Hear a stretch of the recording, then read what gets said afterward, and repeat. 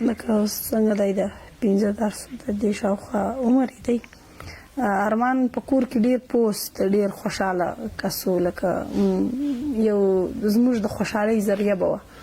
چې کله به دی رالی بس داسې به و لکه کور کې چې واده و، کوشنیان و لویان او هر څوک به پرده راټول و. او خالي زموږ کور نه زموږ د څو نیم خپل کورونه دي، خاله او د ماما کورونه، دا هر چا به بس دا خواهش به لري چې ارمان یو نظر وویني. هغه د خپل عمل و چې هر چا ته خوند ورکاو. بیا موږ ته خو له دغه دوی وی چې د ارمان چې به رالی څه به کور ته کښېنستی نه، ټلیفون به رالی راووځه. نو موږ به اکثره په دې جنګ ورسره نه به ومې لکه موږ به ته موږ سره کښېنه ته زیده باندې. خو پوست و، خوشحاله سړی و، د یو داسې ناولده فکر د سوچ خاوند و چې هغه لکه موږ یې دې ته دخ کولو نه چې بس دا څوک ښځه ده، څوک نر دی، څوک لویه ده، څوک کوچنۍ ده. بس هغه هر وخت موږ ته دا ویل چې څنګه ستاسو خوښئ. اول خیده موږ ته د ژوند او د دې اصول راښیلي وو چې ژوند باید څوک څرنګه تر کړي، او په ژوند کې د انسان به مقصد څه وي چې د ته راوتلی یې، تا د خدای ژوند درکړی دی، نو ته په کار دی چې ژوند څنګه تر کړي. نو د دې اصول یې راښیلي وو او هغه بعد د په موږ باندې هېڅ قسمه پابندي نه ده لګولې چې داسې نه و داسې. موږ به د هر څه مشوره ورسره کوله. خاص کر زما خو ډېر نږدې ملګری و، او لکه زما چې کومې خبرې زما لکه هسې ملګري مې ښځه ملګري وي هغه ما چاته نه دي کړي چې ما ارمان ته کولې. موږ دوه ډېر همرازه وو. نو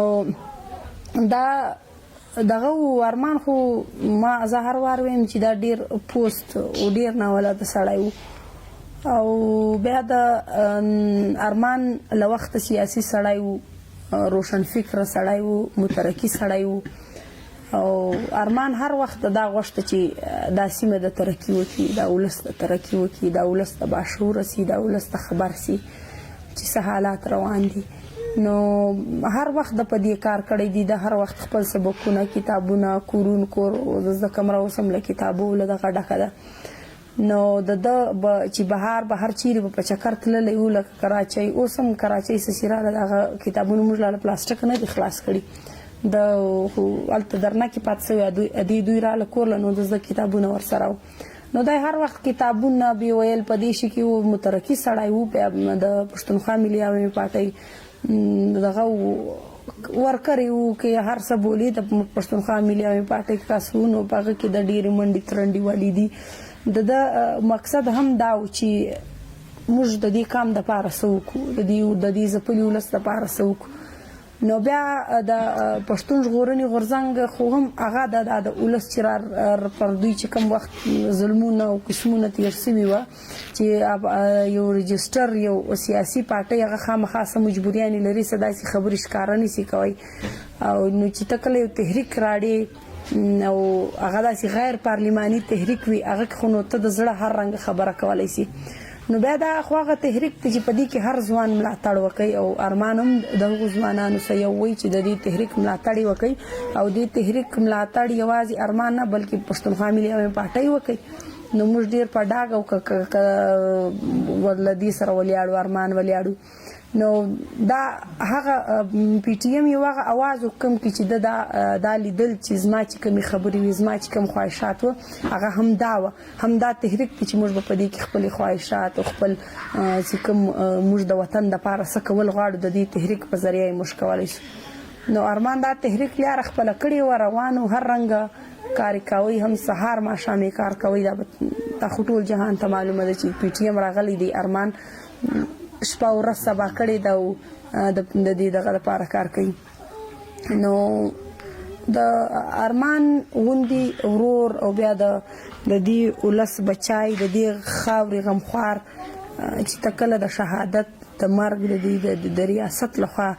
دا خبره ته اوري چې دا یې شهید کړی دی، چا برید ورباندې کړی دی، چا څه کړي دي، چا څه. دا واقع هم خالي زما دپاره نه چې زما ورور وایي، دا د دې چې نور خو د دې پښتونخوا خوسۍ دي، د برې پښتونخوا خلک یې دونې دردولي دي. نو دا دردونکې خبر وه، د تکلیف خبره ده. د یو له کوره یو وګړی کمیدل بلا دومره تکلیف نه وي چې یو داسې روشن فکر مړه کېدل دا ډېر د غم خبره هي چې ستاله داسې یو تیاره چې په تکم په تیارو کې اوسې په هغه تیارو کې د یو رڼا سری کوي څوک چې هغه تاسو درشایلی سي چې داسې لیاره جوړېدلی سي موږ د رڼا په خوا تللی سو نو چې کله هغه مخکش او هغه د رڼا سری کا زینو خامخا ولس ته هم د دې تکلیف وي کورنۍ ته هم تکلیف دی ولې چې کورنۍ دا د په بډي کې ناسته کورنۍ هم د رڼا توړل او د ولس ته هم لار ورشیله چې موږ به څرنګه د دې رڼا په خوازو نو تکلیف وي خو د ولس چې کومه ما جذبې ولیدې د ولس چې څومره ولس له ارمان غوندې ملنګ سړي سره ولاړو چې هغه ډېر ملنګ و هغه خو نو بس دغه هم د روشن فکري و د خدماتو چې د ولس لیکړی نو هغه ولس بیا د دغه چې کوم فکر و د داسې کوم ارمان و هغه د غیرتي ولس ورپکې له کوټې بیا تر دې ځای پورې چې دوی ودې ته په استقبال کې ولاړو ارمان یې په ګلونو کې راړی نو دا غټ کارو او بس نور خو موږ هم دغه دا دی چې بس نور به له دې وطنه جنګ ختم سي او سوله به راسي نور به د ارمان غوندې مرګونه نه راسي ارمان د ریاست چې کوم دی هر وخت زموږ د کار پر سړیو باندې وار کړی دی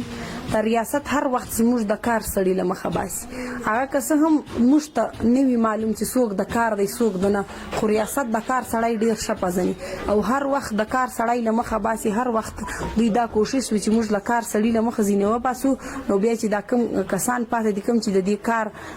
د کار کس چې کوم دی په دې پسې چې کوم کسان ځي نو هغه به بیا خپلې لارې بدلې کړي ولې چې هغه یو د کار کس مطلب دا وي چې هغه له خپله هم ځي خپله هم کار کوي او نور کسان هم له ځان سره وړي په هغه کار باندې هڅوي چې داسې کار کول پکار دي نو ارمان د کار سړی وو او ریاست په خپله پالیسي باندې عمل وکړو لکه له تیر 80 کالو چې کوي چې هر وخت زموږ د کار سړي وړي نو ارمان هم د کار او د کام سړی وو